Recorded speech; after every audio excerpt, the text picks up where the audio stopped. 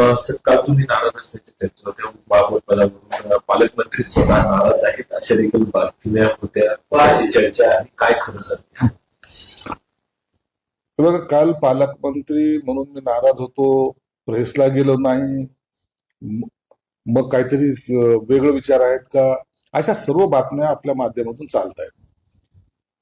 मी तुम्हाला स्पष्टपणे सांगतो, काल सकाळी एकनाथ शिंदे साहेबांचा फोन आला, त्यांनी 2 नावाची घोषणा केली.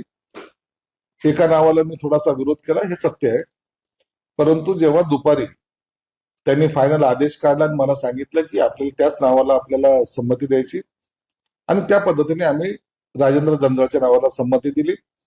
आणि त्यांनी आदेश काढल्यामुळे आम्ही कोणत्याही नगरसेवकांनी ज्यांनी फॉर्म घेतले होते त्यांनाही सांगितलं की आता कोणी फॉर्म भरायचा नाही, आपल्याला जो पक्ष आदेश आलाय तो मानायचा. म्हणून आम्ही एकदा निर्णय झाला ना, तर मग त्याच्यावर पुन्हा आम्ही आर्ग्युमेंट करणं किंवा पुन्हा त्याच्या विरोधात काहीतरी उठाव करणं, काहीतरी फॉर्म भरणं, मग तो मागास घेण्यासाठी विनवण्या करणं, हा प्रकार आमच्याकडे होत नाही. एकदा सांगितलं विषय संपला. मतदान कक्षात घेऊन गेले. खरं तर निवडणुकीचं जे सगळी प्रक्रिया असते ती पारदर्शक असणं निवडणूक आयोग सांगतं, मात्र एकूणच सत्ताधारी आमदाराकडूनच असं उल्लंघन नियमांचं होत आहे. बघा, विलास भुमरेंनी जे केलेले ते खरंच थोडी चूकच आहे, ते आम्ही मान्य करतो.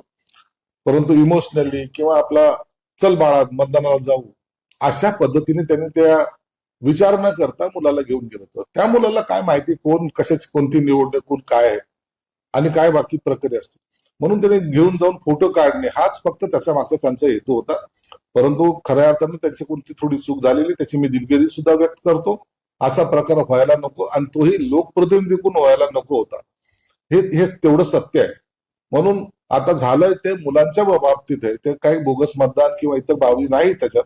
म्हणून आता या विषयाला जास्त आणखी वळण देऊ नये अशी माझी विनंती राहील. माझं पूर्ण संजय शिरसाट यांच्यासोबत सुरू होतं, पालिका दूर ठेवण्यासाठी आम्हाला सत्य द्यायचं होतं, पण वरिष्ठ नेत्यांच्या मनात काही वेगळं होतं, त्यावरून त्यांची लायकी कळत नाही, हे इम्तियाज जरी खोटं आहे, खोटं बोलतोय.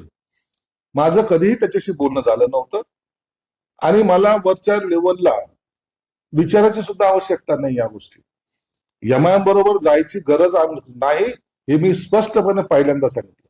ना एमआयएमला आम्ही पाठिंबा देणार ना पाठिंबा घेणार.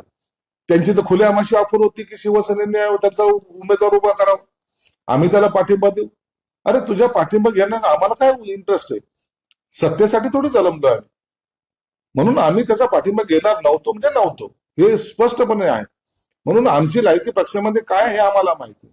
पण तुम्ही लोकांच्या दारोदार जे फिरले ना, की काहीतरी करायला पाहिजे, काहीतरी गडबड करायला पाहिजे, या ठिकाणचा भगवा उतरण्याची जी काही तुमची मनशा होती ना, ती आम्ही कधी पूर्ण होऊ देणार नाही, हे याबाबतीत स्पष्ट आहे.